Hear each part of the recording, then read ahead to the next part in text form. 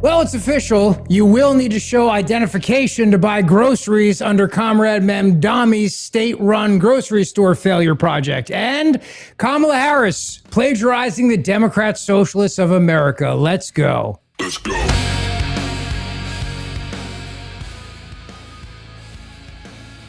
You know, I've long told you that eventually the parasite overtakes the host. That's what's happening with all the people with the lettuce parasite.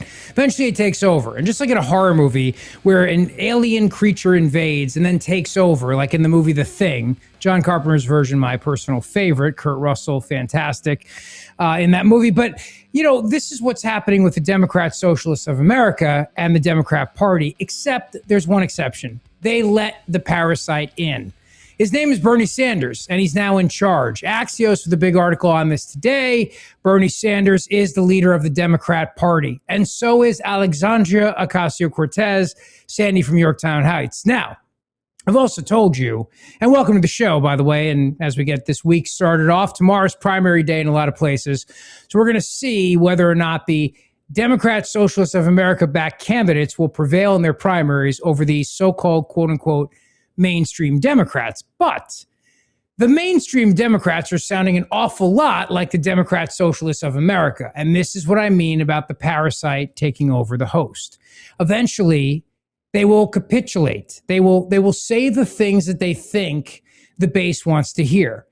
So you could take Michigan, for example, where Haley Stevens with her chipmunk voice is sounding an awful lot like El Sayed when they both talk about defunding ICE or universal health care, or name your issue.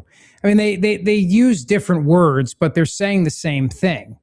And then you have the 2028 frontrunner for president, although I have a hard time believing that. I really do. I'm sorry. But when I hear people say she's the presumptive frontrunner, Kamala Harris, of course, I don't buy it. I really do. I think it's people lying to pollsters again, saying what they think the pollster wants to hear. They don't want to be accused of, I don't know, racism or sexism or just idiotism. Like they don't want to be anti-idiot, I guess. I don't know, but she's so bad at this. She outlined her position for president in 2028, basically sounding exactly like a member of the Democrat Socialists of America, the DSA. We need to revisit the Electoral College. We need to revisit the point of expanding the court to 13 justices like we have 13 district courts. We need to revisit, if they so want, statehood for Puerto Rico and D.C. Yes. If we regain control of the Senate, I served on this committee, the Senate Judiciary Committee, when I was in the Senate. Only the second black woman elected to the United States Senate after Carol Moseley Braun. And wow. The Senate Judiciary Committee has the power to create rules for its committee that don't have to go to the whole Senate for a vote and worry about filibuster and all. Worry about filibuster and all and blah. D.C. and statehood, D.C. and Puerto Rico statehood. Packing the Supreme Court, abolishing the filibuster, and ultimately all the other things that she's saying right there. Who warned you about this? Oh, that's right, I did. Yes. I'm not the only one, of course, but I like to take credit for this. I've been saying for years this is their grand plan. Get rid of the Electoral College, pack the Supreme Court, kill the filibuster so that there's no way to stop them with all their nuttiness. You make D.C. and Puerto Rico states, you gain 4 more Democrat United States senators. They run rough. They don't want to abolish the Senate. They want to control the Senate. And that would be absolute control over the United States Senate. But she sounds like she's running for president of the Democrat Socialists of America. This is exactly what they're all saying. Because inevitably, the so-called mainstream Democrats, she was the 2024 presidential nominee. The mainstream Democrats will sound exactly like the Democrat Socialists of America because that's where the energy is. That's what the base wants. AOC and Bernie are in charge now, and the Democrat National Committee is broke. Flat, broke, and busted. They got no money, and they're like, I don't know, I think they have $18 million cash on hand, and they're $20 million in debt. They had to lease their own headquarters to pay for races, and they cannot find A-listers to headline their events. And all the big money people, Soros and the guy who founded LinkedIn, Reid Hoffman, all those people, they're not given to the Democrat National Committee. They're given to wacky socialist candidates. So the billionaires are finally behind the DSA candidates. No question in my mind about that. Yeah, article in the Wall Street Journal about this. The main money people in the Democrat Party, they are not giving money to the Democrat National Committee, the Democrat State Committee, anything with the organization title in it, nothing. Ungats, as my people say. They get nothing. You get nothing. They are giving to the whacks, to the kooks, to the whack jobs. So Kamala Harris is sounding like them because she wants to be the party's nominee in 2028. You're not going to get there if you sound like a so-called mainstream Democrat. So she'll just change her positions and pivot. But that's their ultimate plan for control. The ultimate plan for control by the left is you pack the court, you add these states, you get more senators, and they don't care about things like, well, it's not constitutional to make DC a state, or it doesn't matter. They'll run roughshod through everything, and they'll pack the Supreme Court to let the Supreme Court say yes to all their nutty ideas. That's what they want to do. And I'm telling you, as part of this, you have to recognize something else as well, which is that there's also this very deep anti-Semitism that's running through the Democrat Socialists of America, the very deep anti-Semitism. Shannon Bream asked Ro Khanna about that over the weekend on Fox News Sunday, and here's how he avoided answering the question. Your party is grappling with accusations of anti-Semitism from statements from candidates. What is your message to American Jewish voters about what they can expect from your party? First, I'll tell you, while Abdul is winning, he's winning because he's for free health care for Americans and Medicare for all. He's winning because he doesn't believe in money in politics and these super PACs that are spending millions of dollars. And he's winning because he thinks that billionaires in places like my district should be paying fair tax, just like teachers and nurses pay. In other words, the guy who says he's a capitalist wants to give universal health care for all, and he wants the state to pay for everything, and he wants universal. I mean, it's the same stuff. Oh, and also Ro Khanna's not going to answer the question because they don't want to grapple with that either. They don't. Because in order to be friends with the DSA, in order to get their endorsement and get their appeal, you have to be anti-Israel in every way, shape, and form. And yeah, they're welcoming in the anti-Semites, no question about it. They just don't want anyone to talk about it. And these people are freaking crazy, and they hate America so much. Like the socialist frontrunner for governor of Wisconsin, Francesca Hong, who, by the way, it turns out she was hospitalized for mental illness, and she had a psychiatric break and everything like that, which doesn't surprise me in the least because she embraces very mentally ill ideas called communism and socialism. Like, these are not rational ideas. So it doesn't surprise me. But Wisconsin, I'm sorry, not Minnesota, Wisconsin. I think I said Wisconsin, actually. Backed by the Democrat Socialists of America, once argued that America should not celebrate Thanksgiving. Cancel Thanksgiving. Should have done this in 1621, she wrote in a now deleted post to X. Quote, if it takes a worldwide pandemic for us to realize we should stop celebrating colonialism and the original super spreader event that killed indigenous folks and women, so be it, she said, referring to the spread of smallpox.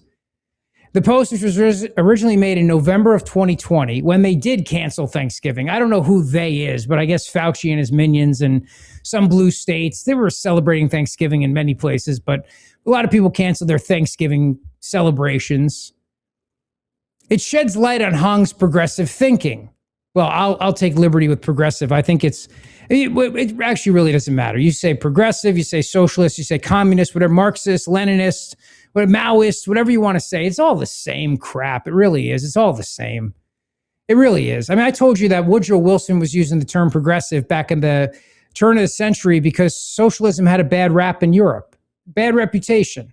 So they just said, well, we're progressives now. They just changed the words. I don't like even arguing about it because it all means the same thing. And the outliers in the Democrat Party who reject this stuff, that's what they are. They're outliers. They're not the mainstream.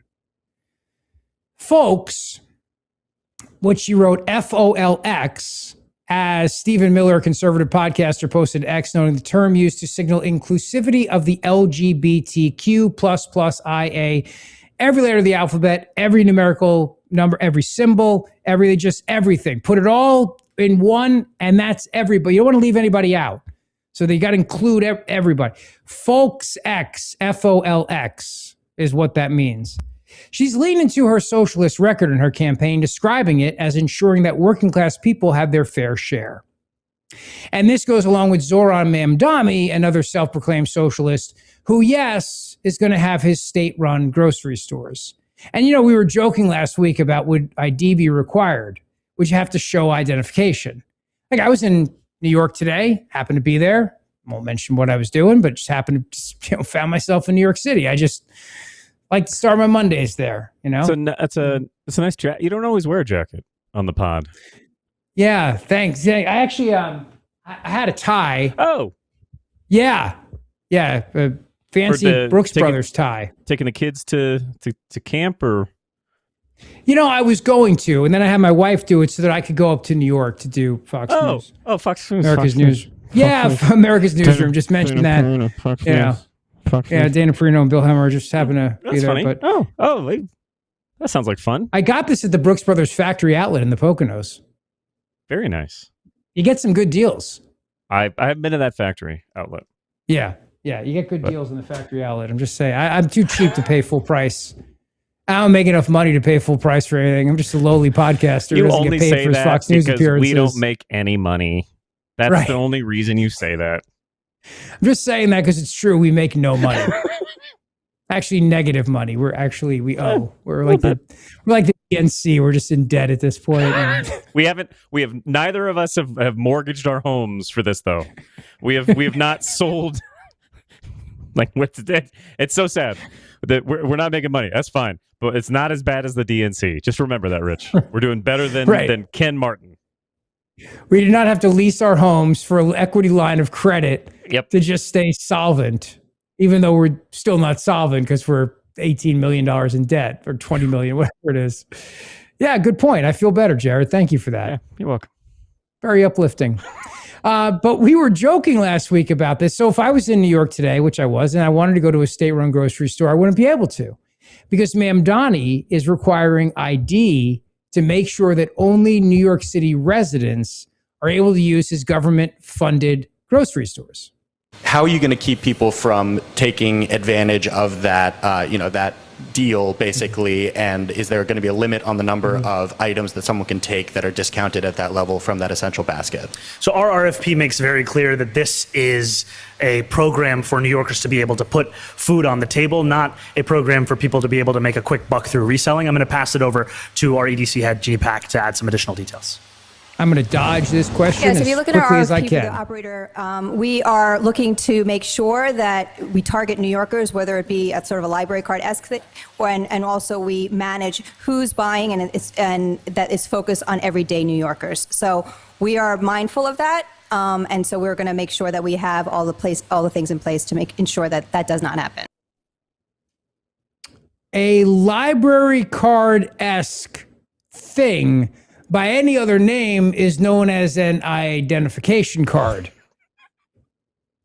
You could call it anything you want, like a zoo membership card kind of thing. Like if you were a Bronx Zoo member, still ID, has your name on it, shows who you are to get the 5% off at the snack bar or whatever it is.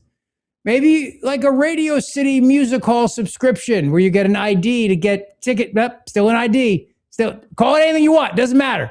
It's still identification. You show it and you get something out of it. And if I don't have it, I can't get that thing, which means you have to have a way to enforce that.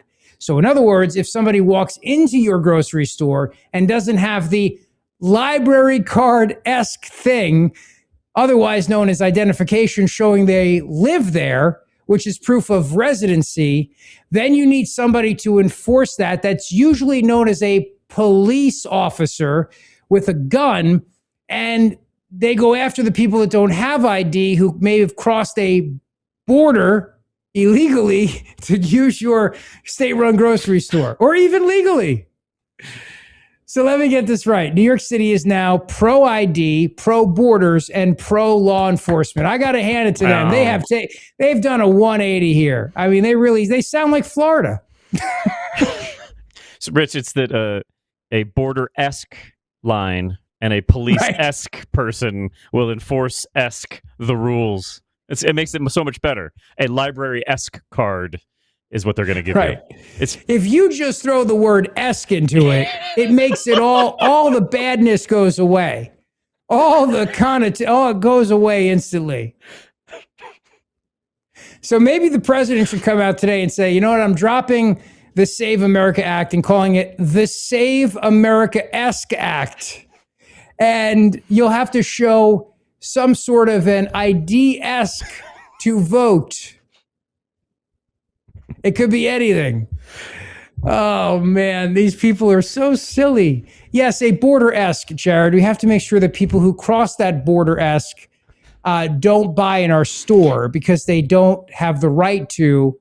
They don't live there. Anti-border, anti-police. Border-esque. Police-esque. Would that be enforced by the police? We believe more like a police-esque type person. Defund the police. Restore it with a police-esque sort of organization. You're going to replace the police? We are. With what? A police-esque. They're the same thing.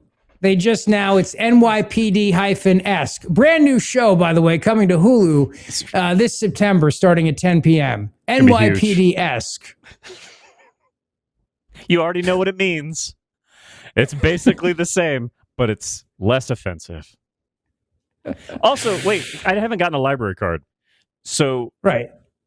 I know you can use ID, like bill? Like you can use your power bill or something else. Like what else do you need for a library card? You have to show proof of residency and that you're who you say you are, which would also require an ID to get that library-esque card. So, because if you went into the New York Public Library and said, "Hi, I'd like a library card, please," they say, "Sure. I just need proof of residence and your identification." Well, I don't have that. It's impossible for married men to get those sort of things these days. And why are you racist? And why don't you let black people check out books? You racist, college-educated white liberal? Because, I mean, let's face it, that's pretty much every librarian. Why? Why do you hate black people and married women? Huh? What are you talking about? Well, you're demanding ID. And I am a married black woman, and I can't get it. It's impossible for me. You're a white man, sir. Well, I identify as that, okay? All I'm right? part of the plus. That's what's in the plus, is the white men. They don't mention that. That's me. I'm in the plus. I'm white male-esque, okay? So I could be anything I want to be. It's different. You hate white men. I get that. That's why I'm a white male-esque. It's different. I'm whatever you want me to be. Do you remember there was a black woman in San Francisco who was stealing Amazon packages, and she got away with it forever because every time someone would confront her on it, she would say, "You're only confronting me because I'm a black woman in San Francisco," and everyone was like, "No, we're liberal, we're fine. You just take the packages." I think you could do that same move at that grocery store. Anytime somebody called you on it, you just be like, "This is because I'm a white trans man." It was like, "You don't look trans." It was like, "I knew you would say this," and they'll just let you go. I think that if you pitch a liberal fit, you can shop at the grocery store.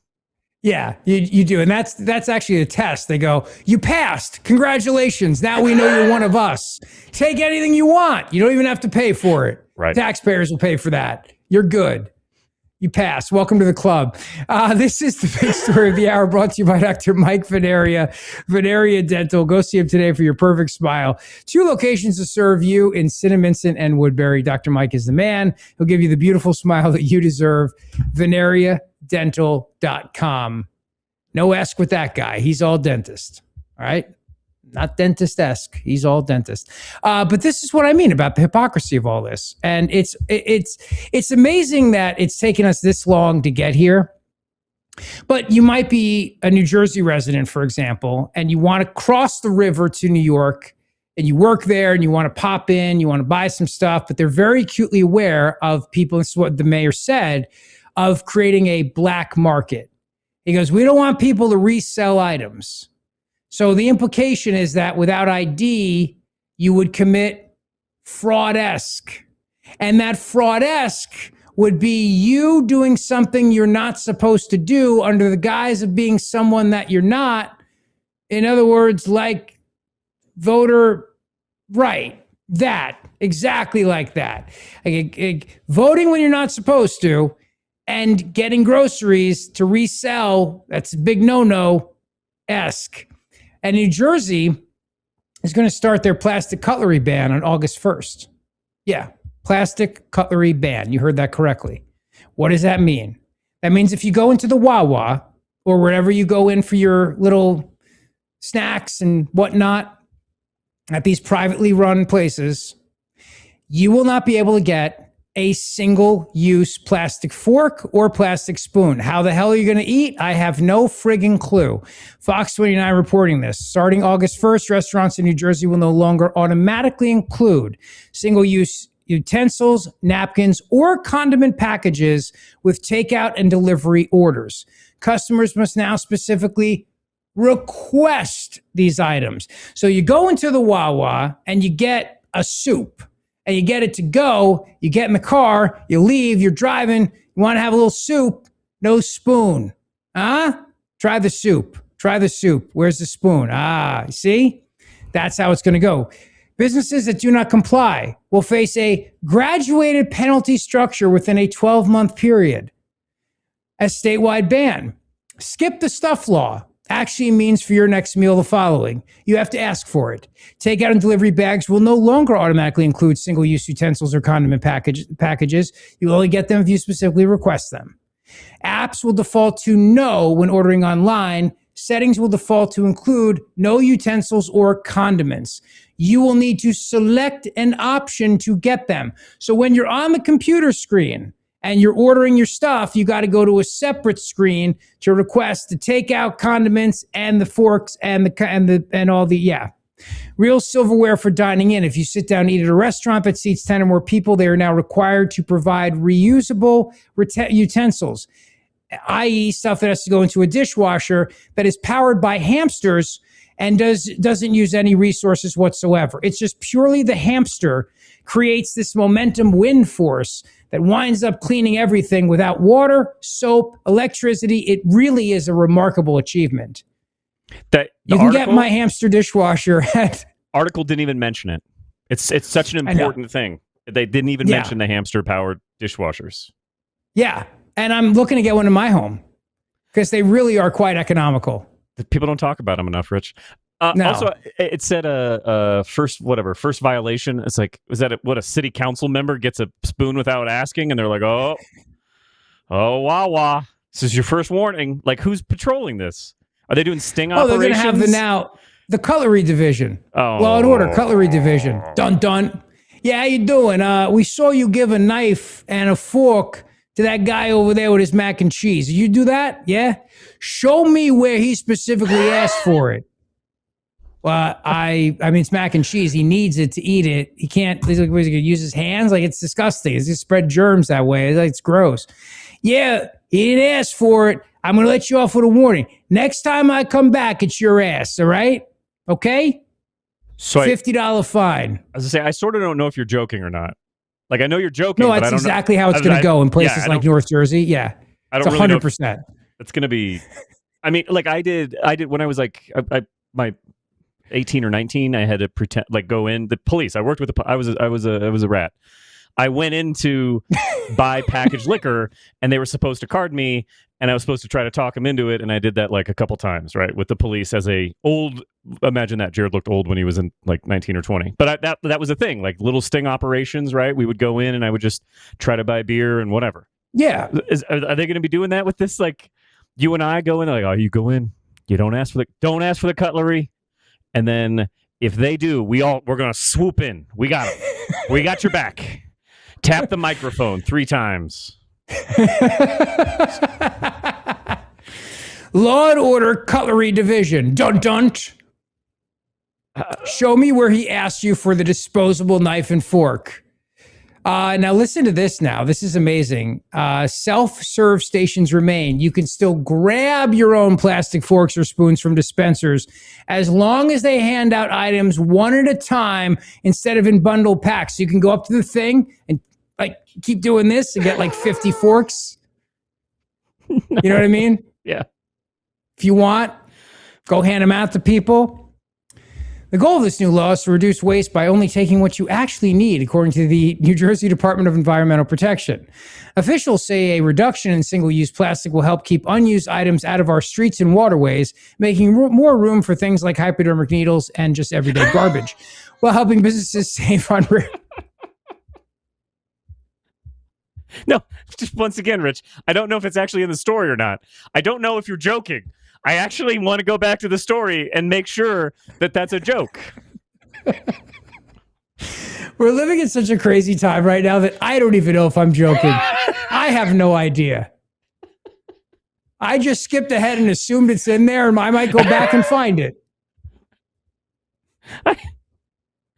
Just also, okay, sorry, not to belabor it, but at its base, you think that the garbage, the BS that people are throwing out their window is what? They got 2 spoons with their Wawa mac and cheese, and like, what? A second spoon? Chuck it out the window, throw it onto the beach, and then they take the one that they got that they wanted, and that one gets disposed of properly and put into the recycle. It's the second spoon that's the problem. It's the extra stuff that people. It causes you to be a madman, and you just can't take having a second. And you freaking lose it. You start chucking them on the highway, chucking them at kids, seagulls, whatever it is. Yep. Throwing them into the dens where the badgers live. Like you get so mad that you just ruin the waterways with that second cutlery. What you open up the bag, you're like, 2? Damn you, Wawa! Damn you! This was you don't want to see me when I have 2 spoons. Yeah, this was clearly enough food for one. You're judging me, Wawa, thinking this is 2 people's worth of food, and I'm furious. This is a 1-person serving, and I'm going to show you. I will show you, you bastards. Oh, man. At the Grand Hotel on Friday, you can have as many friggin' spoons and knives and forks as you want, okay? Just come out and join us 3 to 6 p.m. this Friday at the Grand Hotel of Cape May, New Jersey. It's going to be a great time. You don't need a reservation. You don't need a ticket. This Friday, August 7th, 3 to 6 p.m. is the show. So please come out and see us, grandhotelcapemay.com. And now's the time for you to start thinking about your September to Remember getaway. September is the best time of year to go to Cape May, in my opinion. The weather is beautiful, and you've got just, it's like really perfect weather without the crowds. And at the Grand Hotel, they're going to give you serious discounts. Stay 2 nights, you're going to get 10% off, discounted room rate. And you stay 3 nights or more, you're going to get 10% off and $55 a night in resort credits that you can use at the restaurant right on site, Hemingway's Restaurant, the outdoor pool bar, beach concession stand, or the gift shop. However you want to use them is up to you. But you got to make those memories now. You really do. And I'm telling you, you're going to love it there. So join us this Friday, see for yourself, and then make your plans by going to grandhotelcapemay.com. And if you want the perfect getaway for a wedding, baby shower, bridal shower, family reunion, corporate event, grandhotelcapemay.com. So over the weekend, a couple of other things took place, which I found pretty amazing. Like, for example, Robert F. Kennedy Jr. was on CNN 21 minutes battling Donna Bash. Donna, however Bernie says it. Donna Bash. And he 21 minutes just fought her up and down the line. And if you think about it, CNN, which was at one point the home of the lesser Cuomo, who, maybe I'll play this clip tomorrow. I forgot to add it today, but there was this thing where he was saying he felt bad for ever, like he said, I never ever mocked Joe Rogan for ivermectin.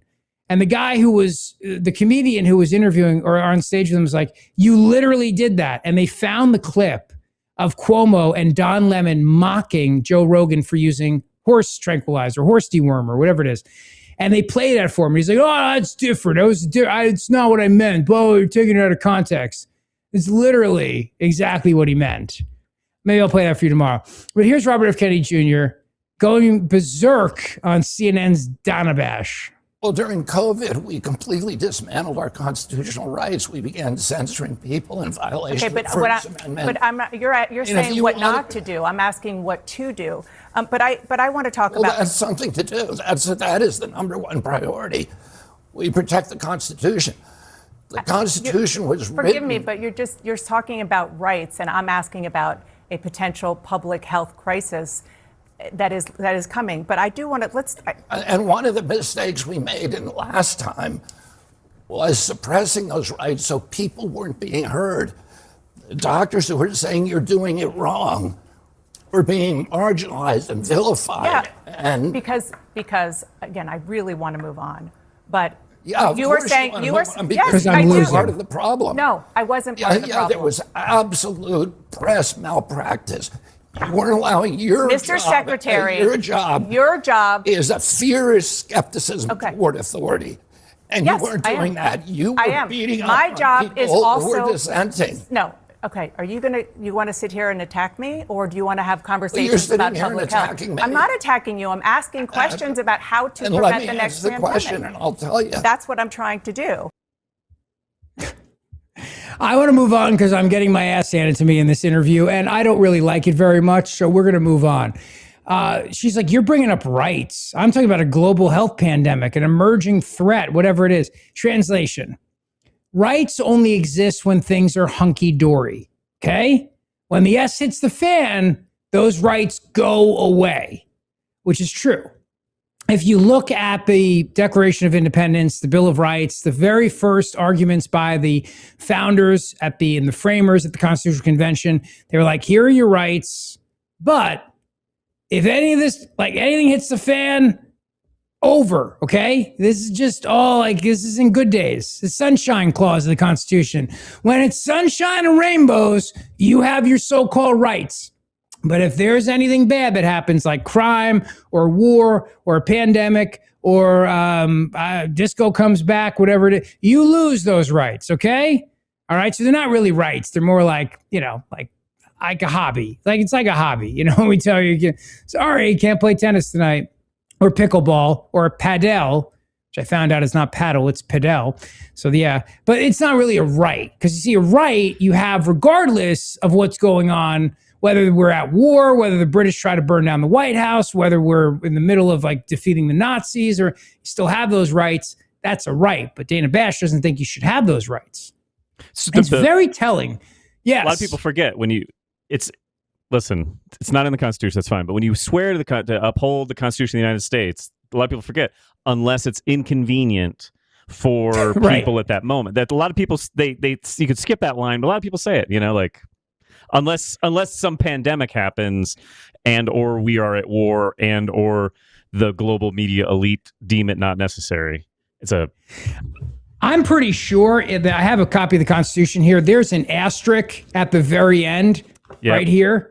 And it's like, if anything bad happens, all this crap goes right out the window. It's the asterisk. It's on the left. You got to read the fine print, Jared. It's like when grade school, read all the way to the end and the last direction says, don't just sit patiently, The Constitution has terms and conditions, just like your internet service provider does, and you have to agree to use those. You can't use the Constitution. And at the very end, they can revoke them at any time. Yep, so they do that.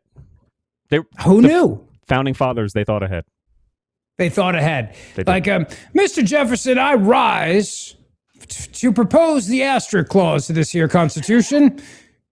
The asterisk clause, yes. Ever the blank hits the fan, this all goes out the window. I want to introduce the phrase terms of service to this here conversation about the Constitution. You must check. Obviously, what we've achieved here is defining for human history. Mankind has never seen this kind of liberty. But let me just say, if the blank hits the fan, the clause will be invoked where all this just goes right out the window. Okay, to freedom and liberty, as long as things are good. The weather's fine. Could a bad rainstorm? Damn right it could. It's a good thing that was a Southern person at that Constitutional Convention, or we wouldn't have been able to do an impression of them. No. It's very fortunate that it was the genteel congressman from South Carolina. I'll rise today to propose several things. We keep slavery and we have the asterisk clause of the Constitution. Who's with me? Like, well, on the first part, half. The second part, everybody's all in. Okay, great. Let's do this. Let's form a country, people. So also, if kids are listening, you might want to fact check some of this stuff about the Constitutional Convention. Just don't, maybe Uncle Rich, this isn't exactly the education that you're getting at school today. This show does not seek to be, nor will it ever be, an actual source of anything reliable, okay? I just want to make that point very clear. And you agree to our terms of service when you watch this podcast or listen to it. 100%. Which you should do, by the way, and subscribe while you're here and tell your friends and tell your enemies. Just also tell them that nothing you can rely on as per our terms of service. So take liberties with pretty much everything. Now, Dr. Ashish Jha, he has now come to the conclusion that COVID came from a lab. Now, again, during COVID, we were told by the government it's an emergency, so you can't say certain things because it would cause widespread panic. So the First Amendment went out the window. Your right to speak freely against your government went out the window. If you were a doctor and you advocated things that were not in line with so-called science, you could lose your medical license. Gavin Newsom was the first in the country to put that law through in California. The whole idea was everybody would be a sheep and everybody would go along with it. And if you broke ranks from that, you would get silenced and you would get doxxed in many cases too. Well, Dr. Ashish Jha now realizing that, COVID came from a lab. Go figure. You reshared a tweet that said, among other things, the available evidence overwhelmingly does not show that let me say it this way. You said that the available evidence points towards research-related incidents in Wuhan as the origin of the COVID-19 pandemic, and that we were funding research in an institution where we lacked full transparency into what research was being conducted. You agreed with that? I did. This is going to surprise some people. You know, when I went into the White House, my view was this was almost surely a natural outbreak, maybe a lab leak. Based on information I learned and based on information I've seen, I have come to conclude that it is more likely to have been a lab leak. Here's the bottom line. No one in the United States knows for sure. The only people who know for sure are officials in China, and we still need transparency and accountability on that. So that is my best assessment. I'm not suggesting I know for sure, but I'm saying my best assessment is that it probably was a lab leak. Right, but if I said that back then, I was told that's a conspiracy theory and I was a super spreader of conspiracy theories and people would die. And also it was racist against the Chinese because you can only say that it came from a filthy wet market and not from a laboratory. So totally fine to say the people of China are so filthy and disgusting they could start a global pandemic by their eating habits, but not racist to say that it came at, or no, I'm sorry. It's not racist to say that they're filthy and disgusting and their eating habits cause this, but it is racist to say that it may have come out of a laboratory accidentally. That somehow is anti-Chinese. That somehow makes you like a propagandist against Chinese people and you hate them and everything else. I mean, it made no sense, but now you're allowed to look back and come to the conclusion that we all had back in 2020. But there's a lot of things that people are now coming out and saying, well, you know, in hindsight, that's the whole point about having free speech, to challenge authority, challenge government, and challenge experts. Freedom of speech is not just simply your ability to talk, it's also your ability to hear and listen and hear competing viewpoints of ideas so you can come to your own conclusion. Not just the government's conclusion, other thoughts in the marketplace of ideas. People always forget First Amendment goes two ways.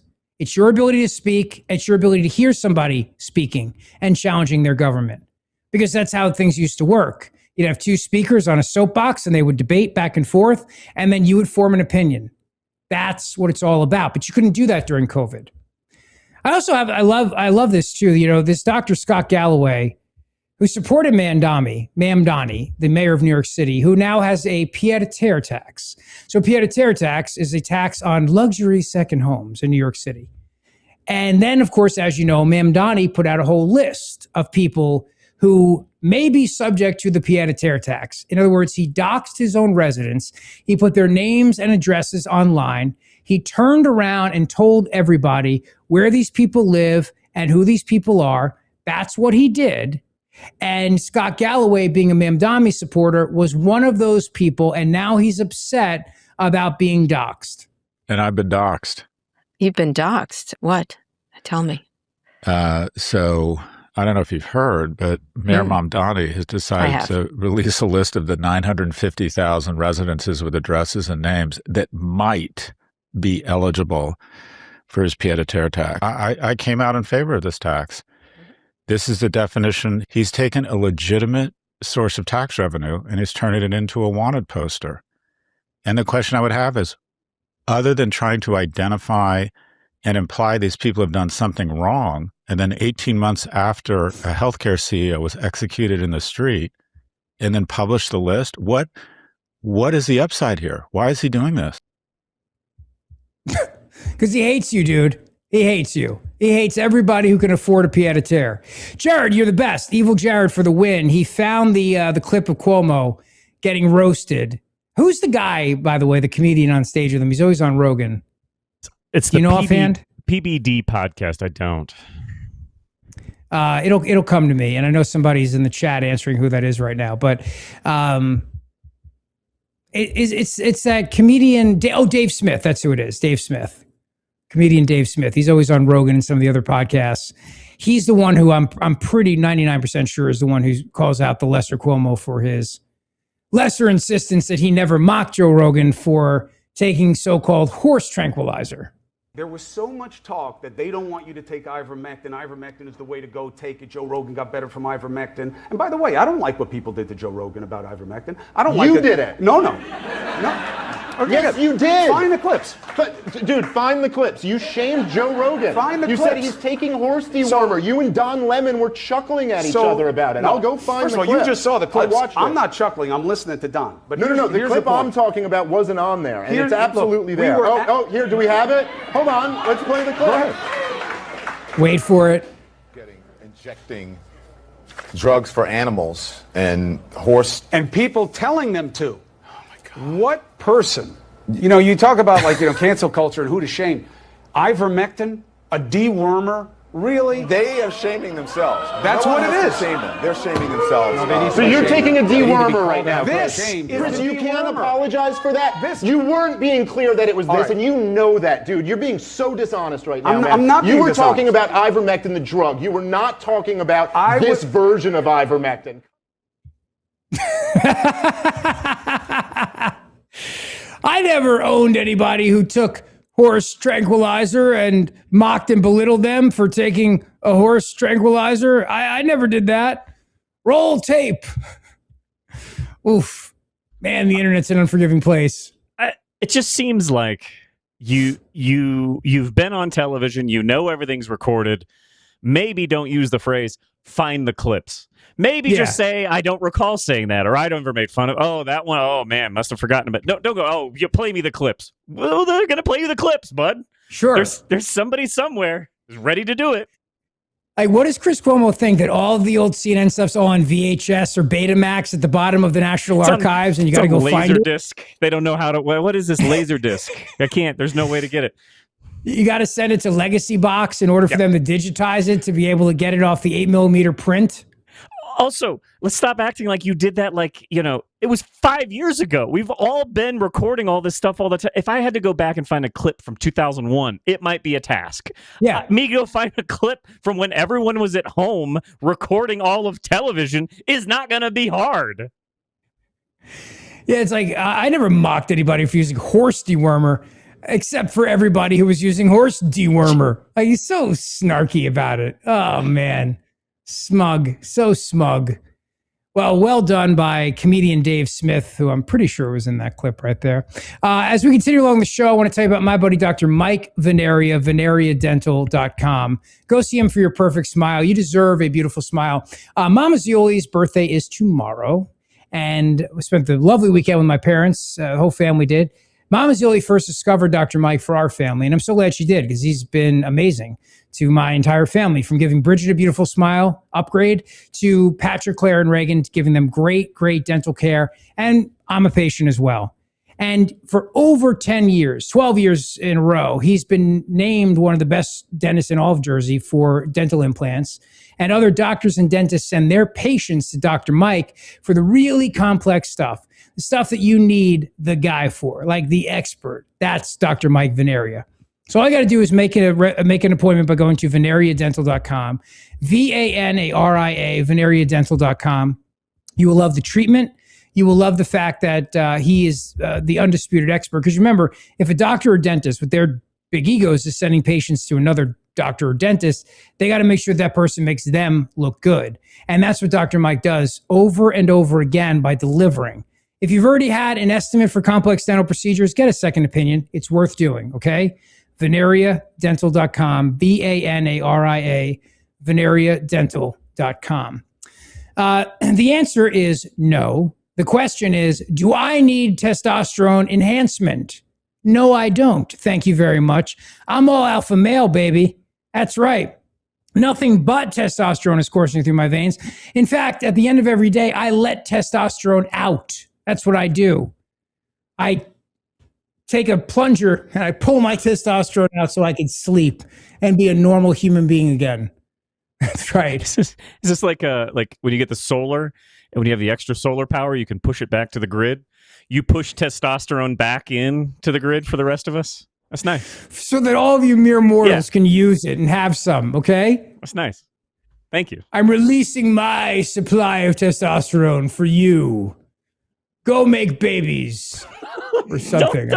What was that visual? Was that? I don't. If you're listening, I'm sorry. You're better off for not getting to see what Rich thought was the visual for making babies. Pretty sure I was checking the size of melons at a grocery store just then. You were checking the size of something. Yeah, not a good look. Years from now, when I say go make babies, and someone's like, I never said go make babies. And I'm like, well, braid the clip. Okay, here's the clip. There's no way they can find this. That's going to be the thumbnail today, Rich. And if you think it's not. God, please no. Please no. Anyway, as the story about the military testing service members for testosterone, I saw this who needs it and who doesn't, Wall Street Journal. Turns out, for the most part, if you're a healthy guy and you're not overweight and you don't have any like serious health issues, you're probably fine. It can go from the low of 264 nanograms per deciliter of blood to 914. Levels can vary throughout the day. And if you're a guy and you're going to test to see whether or not your testosterone peaks, you should do it in the morning from 7 a.m. to 10 a.m. Testosterone levels can be lower from illness, significant trauma, or even chronic poor sleep from things like sleep apnea. It's always important to measure these testosterone concentrations when you're in your usual state of good health. Do testosterone levels decline with age? Not as much as people think. So this made me happy and should make you happy as well. Just want to bring you some good news. Testosterone levels typically peak in your 20s and 30s and then decline by about 1% per year. 1% a year. Men who are healthy and lean typically don't have these drops. Most of the effects of aging are related to weight gain and obesity. Testosterone levels become affected when men gain more than 5% of their body weight, or when their BMI starts creeping up past 25 and certainly over 30%. For a small percentage of men over age 70, testosterone levels may drop below the normal lower limit due to aging. Chronic diseases related to obesity, such as type 2 diabetes, can also result in lower testosterone levels. And then there are medications that can lower it, and chemo and opioids and anabolic steroids and, shrink your little nuts and that sort of thing. Psychological stress, such as consistent sleep deprivation from sleep apnea, not eating enough calories, or excessive exercise can result in low testosterone. And if that happens, between 2 to 7% of men over age 35 have what's known as testosterone deficiency. The majority of these men are obese. Fewer than 1% have an underlying disease or medical condition that results in lower than normal testosterone levels. Now, it's very similar to COVID, when if you were obese, you had a higher chance of getting severe COVID and even dying from it, or getting, hospitalized for it or something like that. Kind of the same thing here. Obesity is the problem. I mean, I know we've gone through this like body positivity thing in America where it's like everybody is beautiful, even bodies that are massive and they carry a lot of health effects, and that's just the bottom line. But here's one thing that I found amazing, and our buddy Dave Huber from the College Fix wrote this article. Hube, who's the man, completely cartoonish. Feminist scholars mock testosterone boost for American servicemen as absurd. It's about purging the military of anyone Pete Hegseth feels is not by birthright entitled to its privileges. According to UCLA gender studies professor Juliette Williams, I feel like if AI is going to take anyone's job, it should be hers, starting with hers. Like, we really don't need gender studies professors anymore. AI is going to do it, okay? And it's going to take about a day to teach you the entire curriculum, and you're good. Who, like the New York Times, apparently doesn't see a difference between TRT and the administration's alleged policies targeting gender nonconforming people, called the matter completely cartoonish and gender as performance. From the start, she says, Hegseth has been about purging the military of anyone he feels is not by birthright entitled to its privileges. It's a way of putting men back in the center with respect to the military, she says. Her research includes feminist theory and politics. Who could have seen that coming? Masculinity studies, which is, let me save you the trouble, an entire semester bashing men as the problem with everything. And gender discrimination law, which, again, let me save the trouble, now only exists in New York City if you're a woman trying to buy groceries and you're married. So other than that, you're not going to get discriminated anywhere. So you're good. Just mind you, if you are in the military and you test for low testosterone, which the odds are probably going to be very low that you'll meet the criteria for that since you're probably in shape, they'll offer you TRT therapy, testosterone replacement therapy, to help you kind of, get your levels right. Which also, who else would do that for you? Your doctor, right? If your testosterone levels are low, they'll also do. Right? I know, it's crazy. Yeah, Rich, you missed just one that I wanted to call out. He mentioned in that story the book that the doctor wrote from college campus. Brunel University's Meredith Jones wrote "Performing the Penis: Phalluses in the 21st Century Culture," and I bet that's just a delightful book. Can't recommend enough. I laughed in the middle of that. I didn't realize there was a subtitle. Can you say the whole thing one more time for us? You didn't know more was coming? Performing the Penis: Phalluses in 21st Century Culture. Wow. I'm sure that's page turner. I'm looking at my bookshelf. I don't see that one there. Got Jack Carr. I got Dana Perino. I don't see. Got Maz's book. I don't see that one. I got to add that to the list. Yep. Yeah, this is part of a backlash against gender fluidity, the trans movement, and homosexuality. I guess apparently gay guys can't have low testosterone, or they go to the doctor and they're like, my T's low. And the guy's like, well, yeah, but you're gay. So sorry, straight men defense, only. Not a lot of tubby gay guys, so they're probably just fine. In other words, doing okay. Yeah. Although the Bears in San Francisco, right? That's a whole subculture. I guess most of the gay guys I know, and pretty into being fit. Yeah. So. Well, don't tell her this, and she looks exactly like you picture her, by the way. Like, if you close your eyes and picture a woman who wrote the book Performing the Penis, Phalluses in 21st Century Culture, open your eyes, exactly like you thought she'd look. Yes. Right. I also got to mention this because we found this clip. I didn't find it, but I'm so glad he did find it. This guy on social media whose work on unearthing clips and comments is really excellent. The Chief Nerd. And I guess the chief nerd is also a superhero nerd like I am, because he found this clip of Stan Lee saying Spider-Man almost never happened. Now, the reason why I'm bringing this up is, well, I'll tell you in a second, but here's the clip. I saw a fly crawling on a wall, and I said, gee, what if a guy could stick to walls like an insect? That sounds good. So I started trying to think of some names. Insect Man? Nah. Mosquito Man? And then I got to Spider-Man, and Spider-Man. Ooh, that sounds dramatic. And if he has spider power, he can shoot a web also, and he can swing. Oh, man. Then I figured I'd make him a teenager, and I figured I'd do the unthinkable. I'd give him personal problems. I ran into my publisher. I said, have I got an idea for you? His name is Spider-Man. I couldn't get any further. He said, Stan, that is the worst idea I have ever heard. The rest, of course, is the stuff of comic book lore. Well, Spider-Man has now beaten Avengers Endgame. It is now the biggest opening weekend in box office history. Answering the question that I posed on the show a couple weeks ago, are superhero movies dead? The answer is no. If they're done well, they actually kick major box office butt and bring in billions of dollars. And this one is no exception. So some of it, like, in other words, if it's a bad movie, it's a bad movie. It doesn't matter if it has a superhero in it or not. If it's a good movie, it's a good movie, whether it has a superhero in it or not.